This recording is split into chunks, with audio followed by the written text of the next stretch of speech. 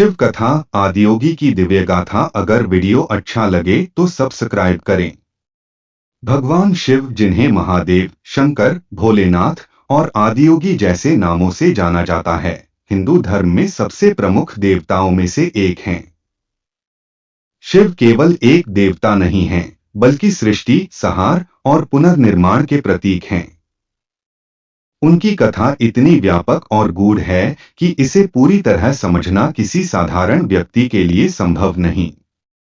यह कथा उनके जन्म, उनके परिवार और उनके विभिन्न रूपों के माध्यम से उनकी महिमा का वर्णन करती है।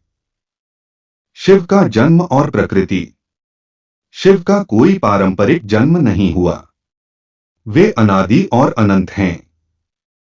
उनकी उत्पत्ति के संबंध में एक प्रमुख कथा है कि जब सृष्टि के आरंभ में ब्रह्मा और विष्णु के बीच यह विवाद हुआ कि उनमें से कौन श्रेष्ठ है, तब उनके बीच से एक दिव्य अग्निस्तंभ प्रकट हुआ। यह स्तंभ अनंत था और इसका न आदि था न अंत।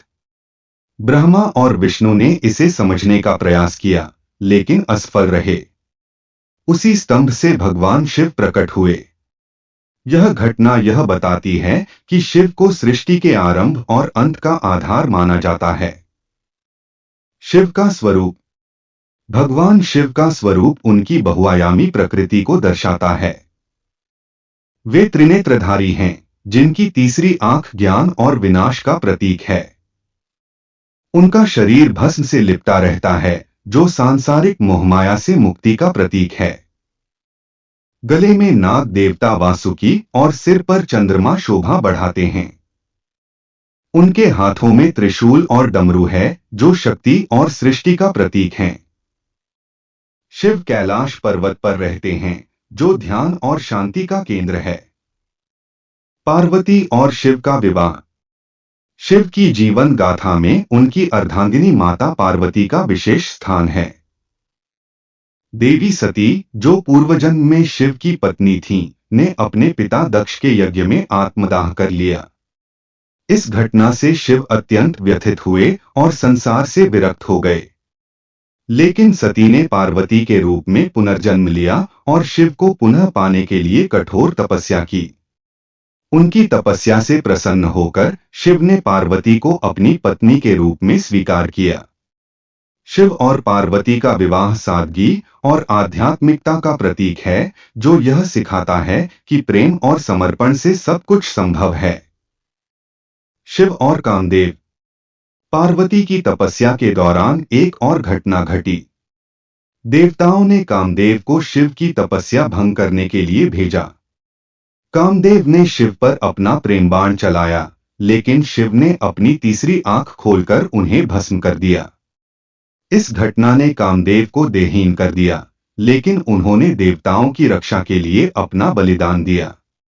इस कथा का यह संदेश है कि शिव का ध्यान या तपस्या अडिग है और कोई भी सांसारिक प्रलोभन इसे विचलित नहीं कर सकता। शिव का तांडव। शिव को नृत्य का जनक भी कहा जाता है। उनका तांडव नृत्य सृष्टि और विनाश दोनों का प्रतीक है। जब शिव क्रोधित होते हैं या प्रसन्न होते हैं, तो वे तांडव करते हैं। शिव का यह नृत्य ब्रह्मांडीय ऊर्जा को दर्शाता है। तांडव का एक प्रमुख प्रसंग सती के आत्मदाह के बाद का है। जब शिव ने सती के शव को अपने कंधे पर उठाकर पूरे ब्रह्मांड में भ्रमण किया, तो उनकी स्थिति को संभालने के लिए विष्णु ने सती के शव को खंड खंड कर दिया। जहां जहां सती के अंग गिरे, वहां शक्तिपीठों की स्थापना हुई। शिव और उनके भक्त। शिव अपने भक्तों के प्रति अत्यंत दयालु और सरल हैं। वे भक्ति से ही प्रसन्न हो जाते हैं, चाहे वह किसी भी रूप में हो। वे आसुरी प्रवृत्ति के व्यक्तियों को भी आशीर्वाद देते हैं, जैसे कि रावण, बाणासुर और भस्मासुर। लेकिन जब ये व्यक्ति अपनी शक्तियों का दुरुपयोग करते हैं, तो शिव उन्हें दंडित करने से भी पीछे नहीं हटते। भगवान शिव के प्रमुख भक्तों में रावण, मार्कंडेय और नंदी शामिल हैं।